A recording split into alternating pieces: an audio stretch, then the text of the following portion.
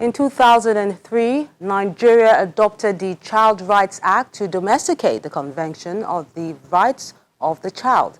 The Children's Rights Act of 2003 expands the human rights bestowed to citizens in Nigeria's 1999 Constitution to children. Although this law was passed at the federal level, it is only effective if state assemblies codify the law. The bill was first introduced in 2002, but did not pass because of opposition from the Supreme Council for Sharia. The act was officially passed into law in 2003 by former President Olusegun Obasanjo as the Children's Rights Act 2003. Now, to discuss more about this, we're being joined live from our Abuja studios by a UNICEF child protection specialist, Nkiru Maduesechi. A pleasure having you with us on the program. Good afternoon, Melinda. Good afternoon, viewers. Happy to be here. Happy Day of African Child to Nigerian children. Great to have you here as well. Now, to commemorate today's celebration, there are calls for serious commitment towards addressing the numerous challenges facing the children in Africa, with special focus on access to a child-friendly justice system. Why is this so important? Well, Melinda, as you know, the rights of an individual means nothing on paper if this right cannot be enjoyed by an individual when these rights are violated. So it is so significant that today, Nigerian and African countries all over the world are laying emphasis to access to a child-friendly justice system.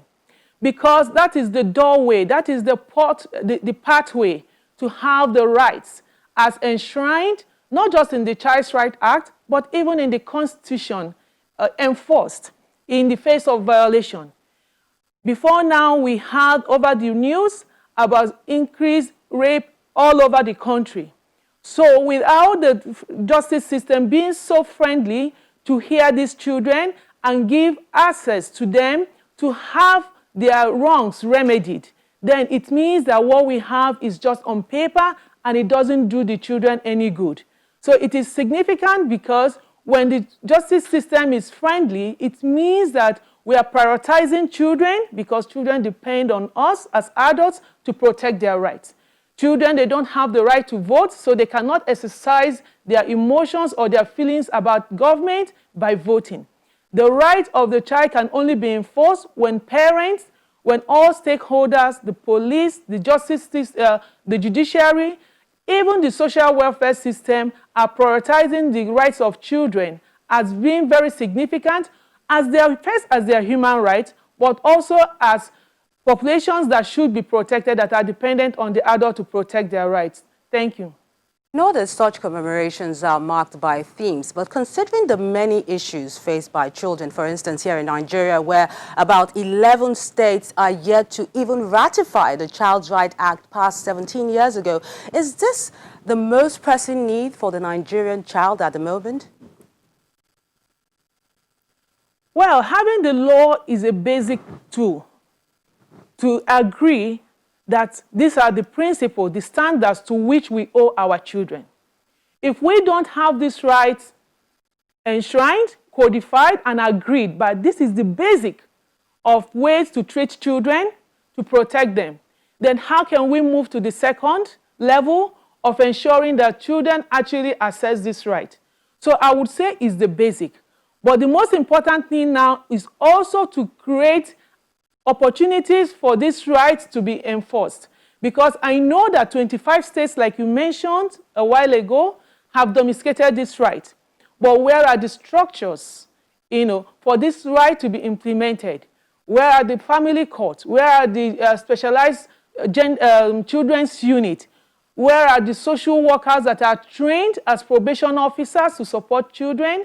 And do children know even that understand these rights as enshrined in the Child Rights Act? So there are multifaceted issues when it comes to the problem or putting them in hierarchies. But I would say the law is important, but it doesn't stop there. There are a problem of having the right skills by all stakeholders to understand this law, to be trained in enforcing this law, and to, most importantly, put our funding in making sure that the system is well equipped, to enforce all the standards in the Child Rights Act. So it doesn't stop there. It's a basic. There is more to do having the law.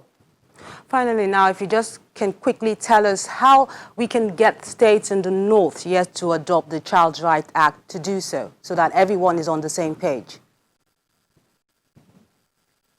Well, the basic thing is children are first human beings before children. They are first human beings. And so what the law is simply saying is, let's increase this standard to ensure that it is sensitive to the needs of children as population that are dependent on other people. I know that once the political will is there, as shown by Mr. President and the governors of the states where these laws have not been passed, once there is a political will, there is a way. So the first is for all stakeholders to understand that the Children and Young Persons Law that we inherited is no longer serving these children and has lost touch with the international standard. It doesn't have the system that will make a child feel comfortable to report an abuse, to report a neglect, and it doesn't compel those who are serving children to report an abuse. So the Child Rights Act has a higher standard than the Children and Young Persons Law. So it's about agreeing that it's not about any contentious issues, because every problem put on the table can be solved. But it's about prioritizing that the children of today, if we don't have a law to protect them in this 21st century, it means that these children will not have the opportunity to contribute their potential, because it means that when a child is abused and there's no law to protect that child, it means that this child, something would have stopped this child from contributing his or her potentials to the society. And so it's not just about this individual child, it's about all of us. It's about the government of this state prioritizing children issues and helping us to have these laws in all the 11 states, and also for the 25 states that have passed this law, to show that indeed there is a law to protect children in their various states. So we stop having all the issues of a child has been raped and cannot get justice after 1 year, after 2 years. A child has been abused in school and nobody is compelled to report. A doctor has treated a child who has been raped and is not mandated to report. That's a good way. I think that's a good way to end the conversation. Mrs. Nkiru Madu-Ichesi, pleasure sharing your thoughts with us on the program. Thank you for having me, Melinda. Thank you.